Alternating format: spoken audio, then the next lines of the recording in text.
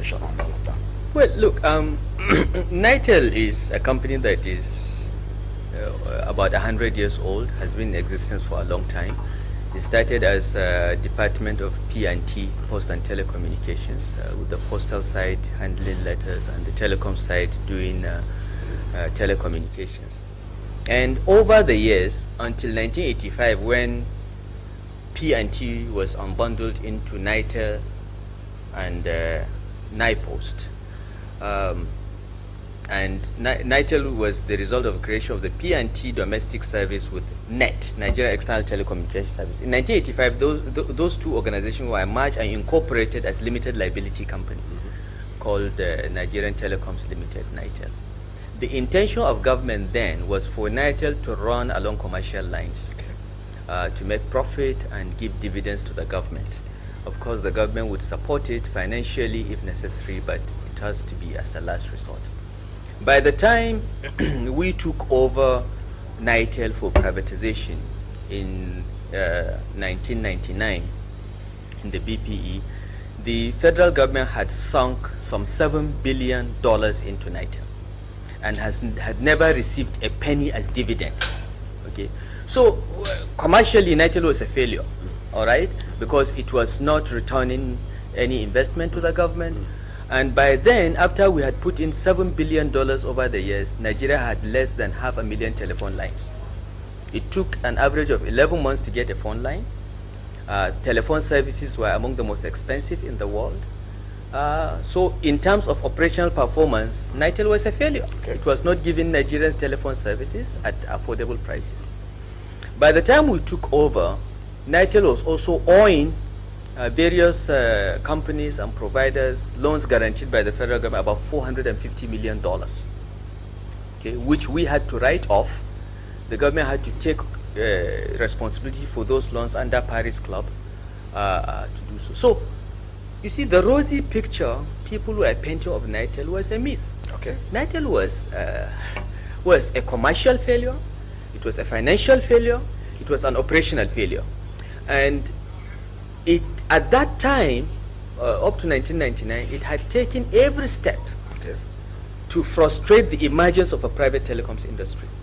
President Babangida's government in 1992 enacted the NCC decree, established Nigerian Communications Commission as a sector regulator. But that regulator had no power to regulate Nitel. Okay?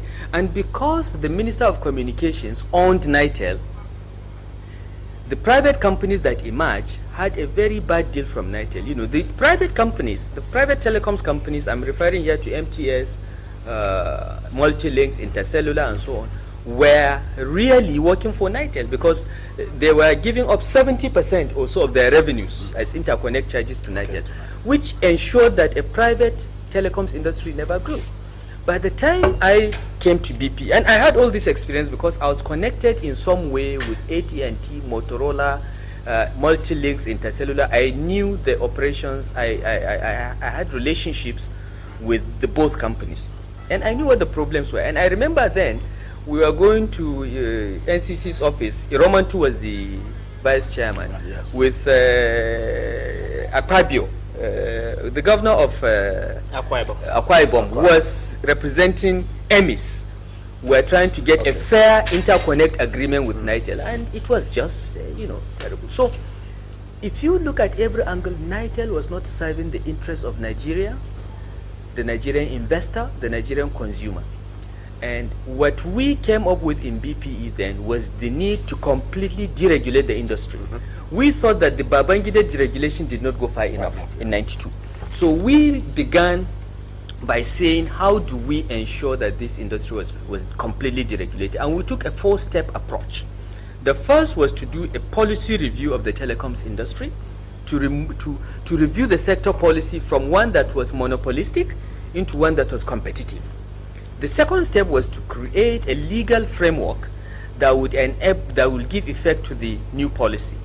The third was to strengthen the NCC and ensure that competitors to Nitel were licensed. And the fourth and final step was to privatize Nitel, because private companies don't like competing with a government company.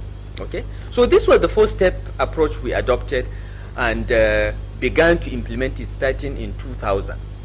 We did a new sector policy, which had input from all stakeholders, because by then, you know, a group of Nigerians called telecoms, Nigerians in diaspora in Nigeria, you know, did a draft telecoms policy. We took that, we cleaned it up, we did a lot of consultations, and we got it passed by the Federal Executive Council.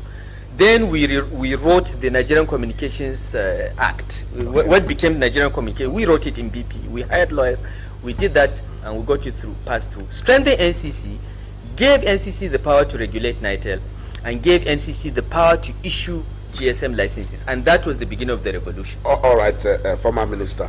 Now we have seen, you have painted a picture of a Nitel that was,